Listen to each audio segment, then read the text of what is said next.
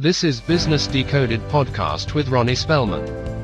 An informal chats with top business moguls as they share their stories of failure and success in a fun and relaxed way. Get entertained, educated, and unlock the secrets to success.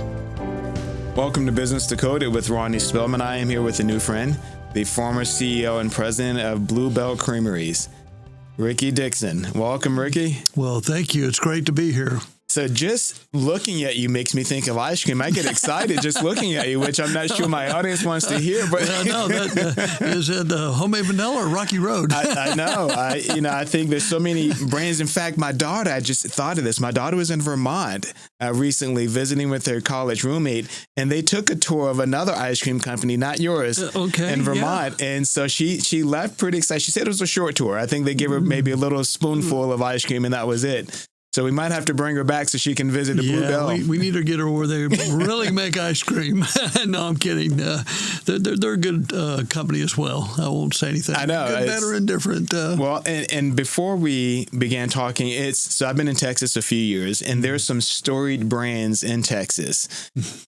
H-E-B is one big grocery chain. You know, what's fascinating is they generate $40 billion a year in business and revenue, and they only operate in Texas. Buc-ee's is another brand, and then Bluebell. In fact, I think I mentioned to you, I was on a call just before you arrived at the studio with a high school student here in Texas. And I mentioned that I was going to have a conversation with you, and I asked him if he likes Bluebell ice cream, and he said, "Is there any other kind of ice cream?" I loved it. Need to put him to work. That's awesome. Sound like a great guy to me. And welcome to the program. I am absolutely excited to have you here. I think you have a new book. First of all, I know we'll get to talk about it one scoop at a time, where you talk about your journey in the industry. What's neat, though, in looking at your background and experience, you were working at Bluebell straight out of college. That's right. And you were there for 43 years. Yes. It's an amazing journey to have that kind of a length of experience at one organization and to build a career from that. No question. And, you know, when you're in high school and even in college, if you haven't figured out what life's all about or which direction you're going to go, I don't know if ice cream is on that list of options. Right. Yet at the same time, I love to tell the story of in high school. I was dating what I thought at the time was going to be the Mrs. Dickson, and she had a passion to want to go to Baylor, and I had a passion to be wherever she was at. And so it's not that I didn't have Baylor on my list of schools to pick from, but that made it a real easy decision. Ironically, when we got there, the first week we arrived, we break up. And so there I am at Baylor and really didn't have too many connections there. But I really believe in my heart that was God's way of getting me to Baylor, which down the road a couple of semesters, the opportunity. I've spoken to a lot of student groups in college and high school. And what's fascinating for me to share now that I'm older is that sometimes you don't know where life is going to take you. You make a decision, you can go left or right. And you don't know where either direction will take you, but you make the decision and you move on, and it takes you where it takes you. But the question becomes, how do you make the most of it? Right? Whether you go left or right, it doesn't really matter. But how do you make the most of that experience? And sounds like you've made the most of your experience at Bluebell.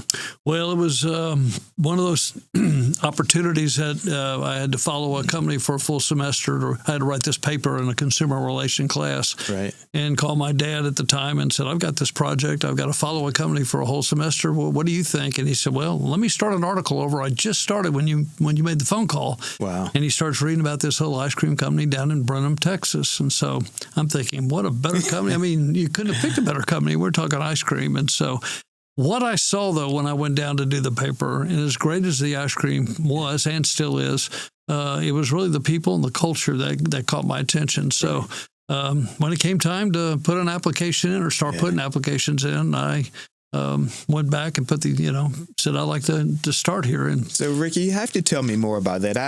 Like I mentioned, I speak to students that are in high school and in college, and sometimes they don't know where to start to find an opportunity. And sometimes it's partly just luck. I had a conversation with Jim Keys, who's the former CEO of 7-Eleven, and he had an internship.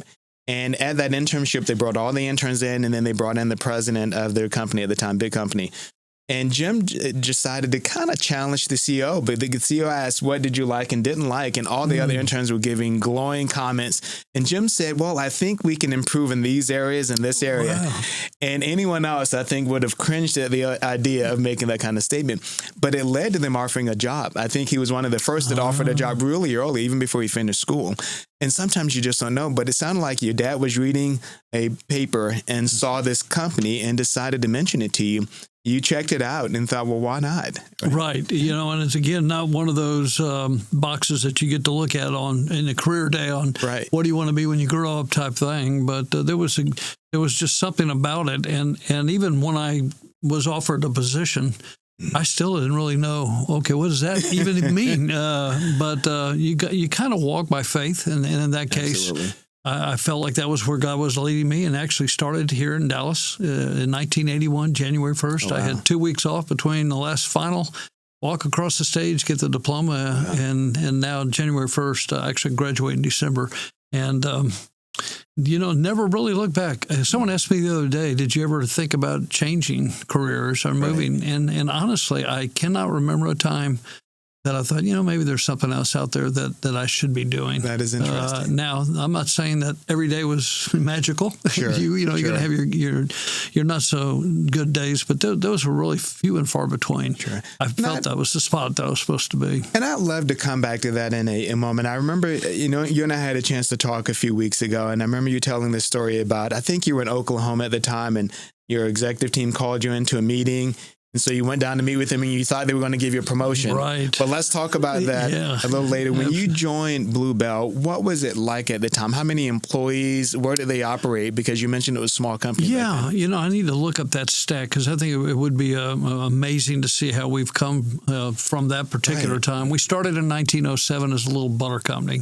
Interesting. And back then you didn't have ways to transport whether even ice cream for that matter, because we didn't have freezers at home. And so we started as a butter company. 4 years into it, in 1911, started making 2 gallons of ice cream with the excess cream.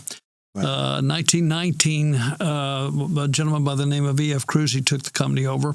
Again, very, very small. Brenham and Giddings in that general area down between Houston and Austin.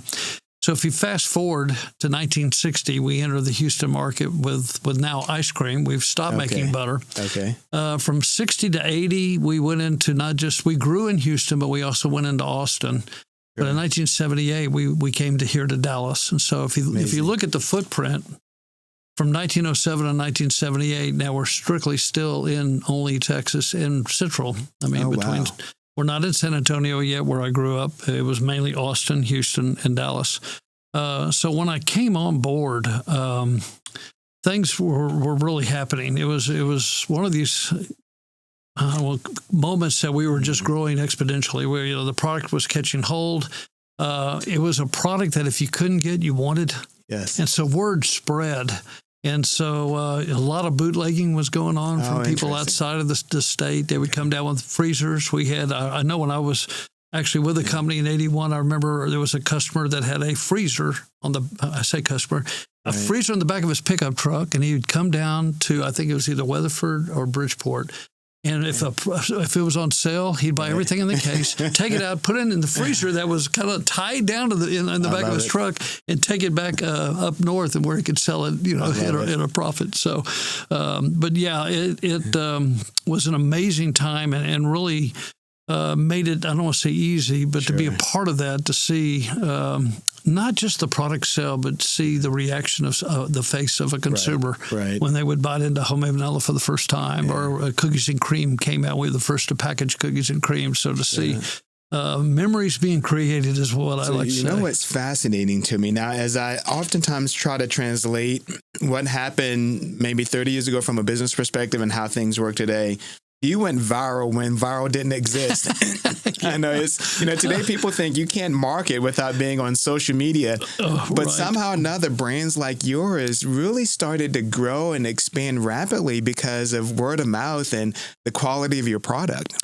Yes, we call it kind of the ripple effect. So if you throw obviously a stone into a pond, it ripples out, and that ripple was being created from a consumer on the fringe of the next market. So you go to Houston, well, you're not in Beaumont. You go to Beaumont, you're not in Lake Charles. You're not in Lake Charles.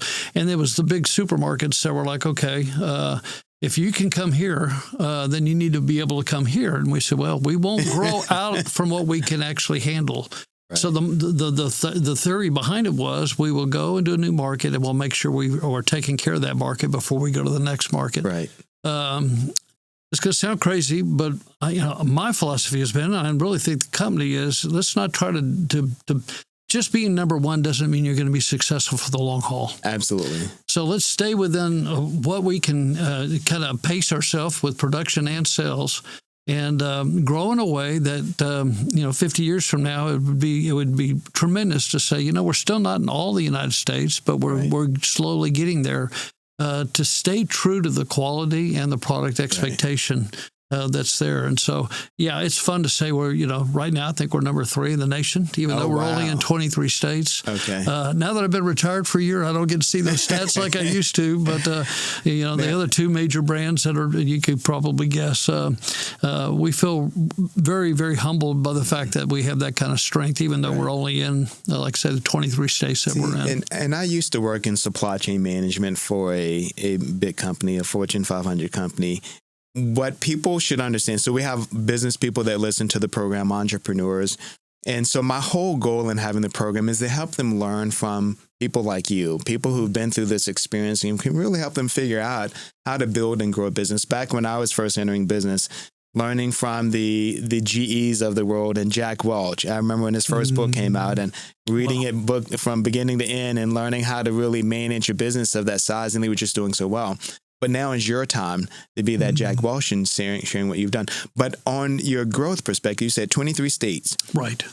And what's unique about that, from my supply chain experience, you've done that without having a third-party company either making your product, packing your product, or distributing your product. You've done that as a fully incorporated operation in your primary business. Yes, that's correct. Again, the model was, ice cream is an interesting product in the sense that it's probably one of the most delicate, if not the most delicate, in the grocery store.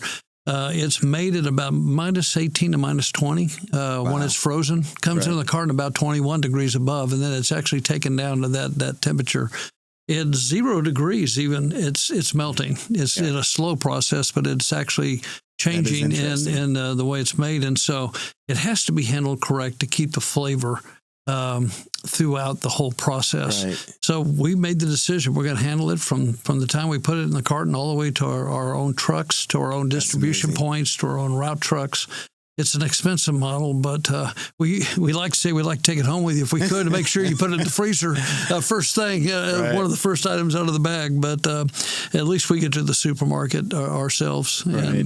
But like I say, it takes a longer process. Are you the only one that's completely managing that entire supply chain process? I think there's still a few that are out there, but more and more have changed to what we'd call a warehouse program, where they produce it and go straight to a warehouse. Okay. And then the warehouse would supply the supermarkets or restaurants or whoever it might be. See, I've not worked in a grocery chain from a leadership perspective, but I've been in some of those chains where, especially, I grew up on the East Coast, especially when you have a hurricane and you see the freezer goes down. Yeah. And then it breaks my heart to see all the wonderful, beautiful ice cream that didn't survive. Right. That's just that should be criminal, right? You cannot. You don't even want to look. You don't even want to look. But with the system in place, what is nice is as soon as the hurricane's out of harm's way, and people are starting to get back, we're able to, with our own trucks, get into the stores and be a part of that. So speaking of which, if I remember correctly, I think you mentioned you have a team that really focuses on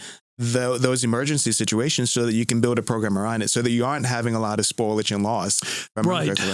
Because of the fact that we're built all the way around the Gulf of, was it Mexico or America? I'm not sure today. We'll have to look at the map. But all the way around from Texas, all the way down to Florida, then all the way up the East Coast. We have branch locations. And so when hurricane season hits, we have learned that there's a process getting prepared for the hurricane, make sure the employees have time to get home and get out of harm's way. Yes. And then once the hurricane hits, how we can get back in and really help the best we can. And actually in the book, One Scoop at a Time, right. I have a whole chapter on hurricane of Katrina, and it's a story about how we went through that whole process. And it's a fun story. It's one of those good news, bad news, good news, bad news. Give us a sneak peek if you don't mind. So I want people to go out and buy the book, but give us a little teaser on what that. Yeah, the chapter, I'm thinking it's called Hurricane Season. Yes. But basically with Katrina, because of hurricanes the year before, 2004 was one of those tough years. Right. And started putting us in a position, we really need a good plan in place. And so Katrina came, and as we went across Florida into the Gulf, and now it's coming up, we saw that this one's going to be it could be a tough one. What made it unusual, and I think everybody that was involved can remember that it wasn't necessarily just the hurricane that hit, but it was the levee that broke. Right. And so we had evacuated our branch locations. Right. And everybody was out of harm's way. Now the hurricane's gone through, but now we get reports that our distribution center's underwater. Wow. So, you never want to get that kind of news, but okay. And how large of an operation is that? It's about anywhere from 500 to 700 pallets of product. Oh, wow. Okay. So it's a pretty good amount of ice cream. Right. And so in talking with the branch manager who had to relocate up to Baton Rouge, I said, is there any way you can get back into Slidell is where the branch is at? Right. So I'll see if I can get in. Well, when he gets there, he actually calls and says, well, you won't believe this, but both buildings on both sides of ours has storm damage, but ours barely has any damage at all. So now things are great. And then as he's talking, he's walking, he said, well, it looks like one of these huge pine trees has fallen into the property. It looks like it's landed on our trucks. Oh, no. Okay, well, that's not good, but we're still, no one's hurt. Oh, wait a minute, he interrupts. Right where the tree fell, the truck that was supposed to be parked there was at the shop. Okay. So the only place this tree could have fallen that didn't hit anything was in the one spot where the truck would have been. Oh, interesting. So now the trucks are great. Oh, wait a minute. Where's the truck? Right. What's at the shop? Well, where's the shop? It's down the road underwater. Okay, well, we lost one truck. But it's one of these good news, bad news. And then at the last, he calls back and he goes, you won't believe this. He goes, they just started working on our truck when the hurricane was coming in, and they had it up on the lift. Oh, wow. So even though the place was underwater, the truck was salvaged above water. That's amazing. It's not always that way. And again, put in the book that sometimes in life storms come and damage is done. Right. And I love to just share my faith in that, sense of even in the toughest times, even when you're going through, how do you have a peace in the middle of that storm, and how do you navigate through it? And we've had a lot of hurricanes since Katrina, and we've been able to weather the storms. But I would say in that particular one, it just shows you, what sounds, what can be good turns bad to good to bad. That if you just keep your faith, you can get through it. And let's venture in that area just briefly, and then I'd love to go back to your beginning, because I presume that when you first started at the company, you didn't expect to become president and CEO. So I'd love to get back to that in a moment, because I think for so many young people, part of it is getting in, working hard, doing well, and then it happens for you. But you speak about having some of these challenges in a business. You don't get to become president, CEO, and have just a coast of a ride. Right? You're always going to see challenges. And you mentioned the hurricane as one. But what are some of the other complications that you've seen that would be a great story for a young leader or young CEO that's now just taking over their first business, so that they know that they're not alone in some of those challenges? You just have to not have fear and work really hard to overcome some of those. So what other examples and insight can you provide? Yeah, it's a great question. And I think that the realization is attractive. And as you look at a ladder to climb to one day be, at the same time, there's reasons that go along with the position that you have the good and not so good, I would say. I think that my words of encouragement are life's filled with seasons. You're going to have good seasons and you're going to have not so good seasons.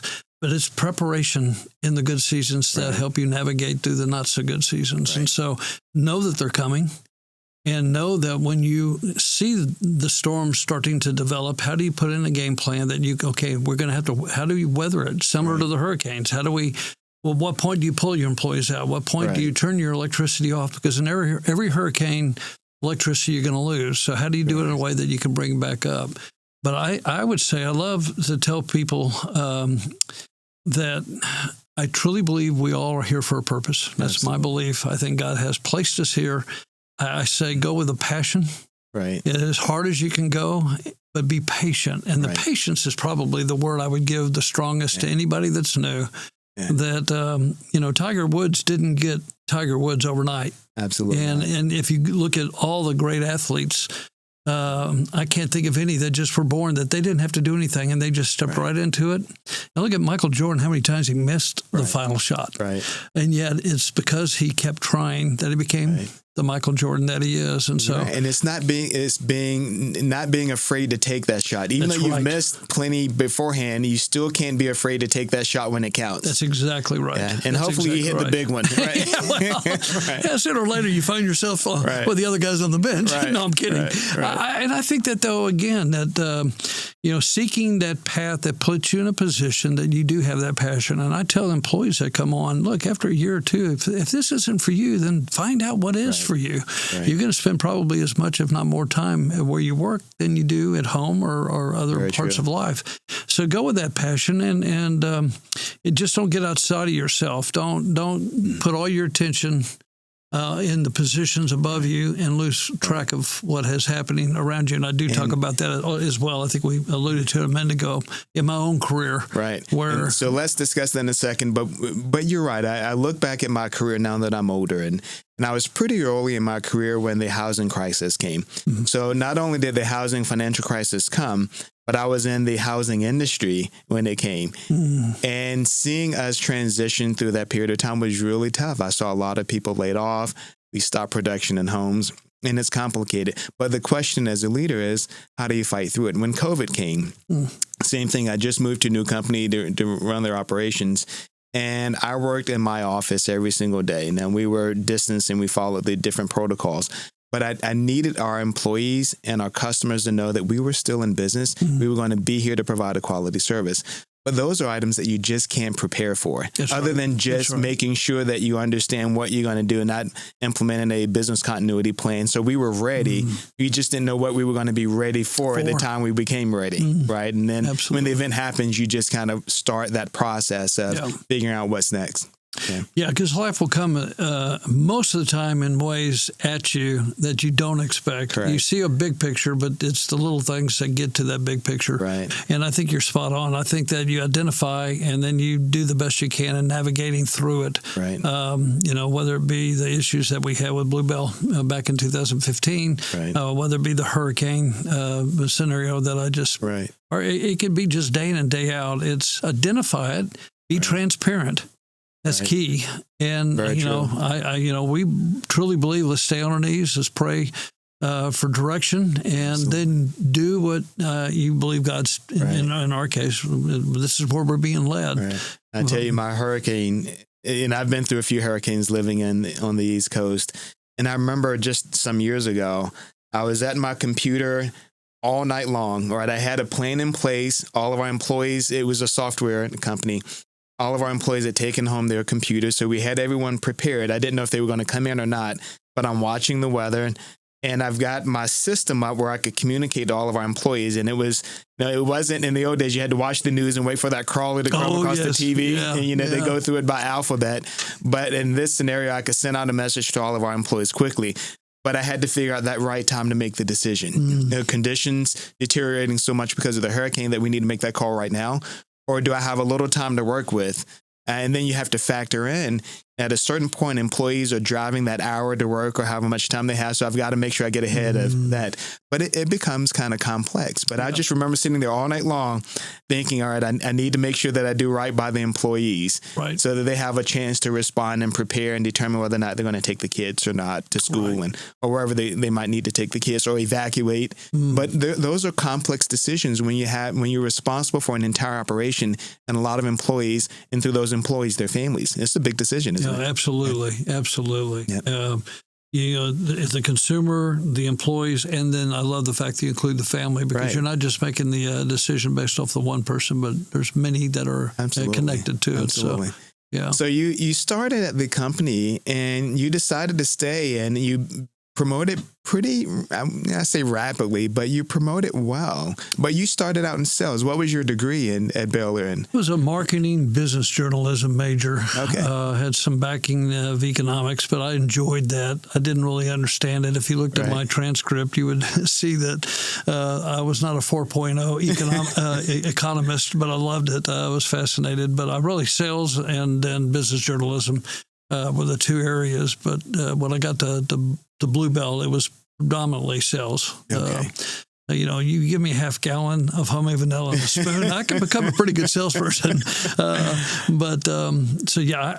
Things were happening with the company very fast. So it was a combination of, coming to work, working hard. At that particular time, I was single. Right. And so there was, in fact, most of our management team, ironically, just the way it worked out, were single guys just trying to sell ice cream. And so staying up there 7, 8, 9 o'clock at night wasn't any big deal. We'd all go catch, whether, fast food or somewhere to get some dinner.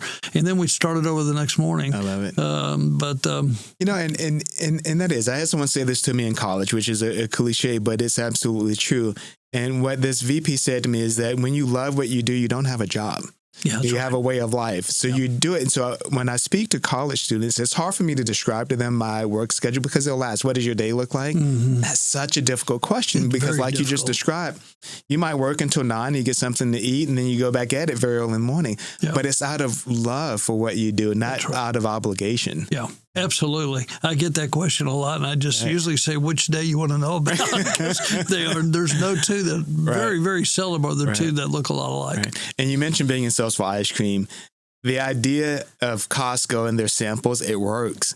Because who can go into a Costco and maybe sample a Blue Bell and not walk away with an entire pallet full? There you go. Yeah, absolutely. Yeah. So you started to grow and progress, and then you made it to Oklahoma. And I think you were, the stories that you were ramping up a new operation in Oklahoma, was that the first expansion outside of Texas? That was our first, again, with our own branch location. Oklahoma City was our first in 1989. And before that, I was in San Antonio, where I grew up, 2 miles from my family, mother and father. Right. In fact, two brothers, a sister, and nieces and nephews. So when they asked, would you move to Oklahoma? It was one of these, we're getting, ready to eventually start a new region.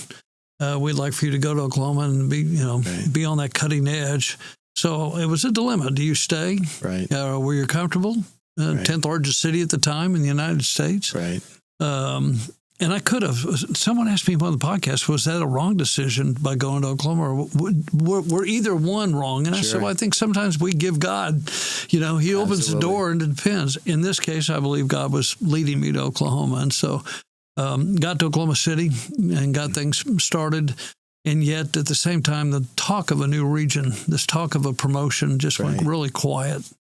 And days turned into weeks, that turned into months, that actually turned into years. And finally, I got that phone call that we mentioned earlier. So real quick, I'm going to back up. So you moved to Oklahoma. Yes. You set up a new territory, and it's growing. You're the main person responsible for it, but you thought, this is an opportunity for me to take over the region. I can showcase how great I am, right? In this new region. I wouldn't have said it that way, but it sure was what's on your mind. I know how you feel, though. You're like, this is an opportunity for me to prove myself to everyone. And so that's where you are. And then you get this call. So you'd heard about opportunities for expansion. They mentioned it, and then it went silent. Right. And then you got a call for a meeting, just so our listeners can understand kind of the progression there. Sure. And so we have these annual meetings, or about what we call quarterly meetings. And so when the management gets together, and normally they wouldn't call and say, are you going to be there? It's just that you're going to be there. But when they called and said, we'd like to see you after the dinner, I'm thinking, okay, we're getting ready now to make this expansion. Yeah. And it was an exciting time. Yeah. Blue Bell in Oklahoma for the first time. We went into Louisiana about 6 months after we went into Oklahoma. So we were growing out of both directions. Right. And again, because of what you said, consumer demand was pulling us in both of those directions.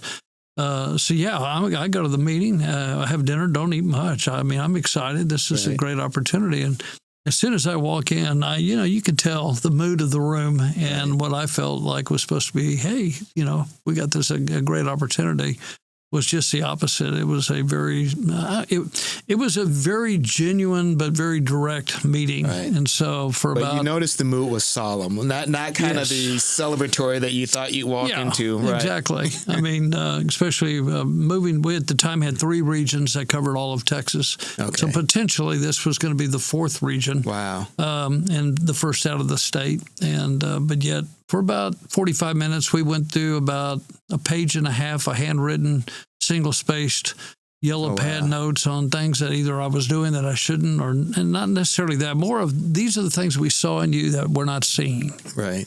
And when we got through, I went back to the hotel and sat on the end of the bed. And honestly, I thought, I was thankful that they took the time to do it. They could have very easily called me in and said, look, things aren't working out. We wish you the best. Right. But they saw something still in me, but I was frustrated. Right. I won't, And so I prayed, God, I thought I moved here for this promotion. I thought I moved here for the, the new region, all the things that I thought. And right in the middle of this pity prayer, I hear God, not audibly, but in within me saying, I didn't move you here for a promotion. Right. I moved you here for my purpose.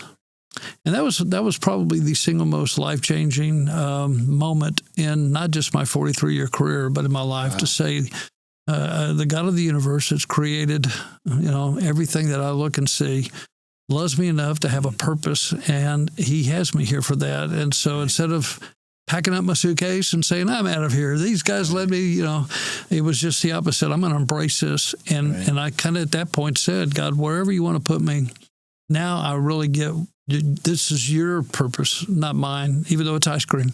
Right. And so about 5-6 years later, when that position was finally filled, I find myself running our manufacturing facility in Broken Arrow, Oklahoma. Okay. Someone else filled that position. But fast forward 20 years down later, when the position, hey, we are now going to select a new president. Ricky, would you take that role as the new president? I look back and say, if it wasn't for those 6 years running the manufacturing plant, I'd had the sales side, but I hadn't had the production side. Right. All that was the way God shaping, molding, and making me in my career for such a time as this. So someone else received the regional position that you had hoped that you would receive. Yes. Wow. Yeah. Which, but the beauty of it is I was good. I mean, I was fine with that because of the fact that I had an attitude change. Right. And I truly, again, I go back to the word purpose and passion and patience. And the passion, I didn't go into the production facility in Broken Arrow to make ice cream. Right. They knew how to make ice cream. Right. My job was to get to understand the process, but to work with the people to be all that, to help them be all that they could possibly be. Right. And being consistent in what they did. And so, if it meant getting up at 3 a.m. and be there when the milk came in for a season, I did that for a while just to understand, what do you do? Right. I love to empathize with employees. I want to know what you do, but I don't want to just hear about it. I want to experience it. Now, there's a part in the book that is a great story about me thinking that I know how to do production, and I get on the assembly line, and it was a definite I love Lucy moment.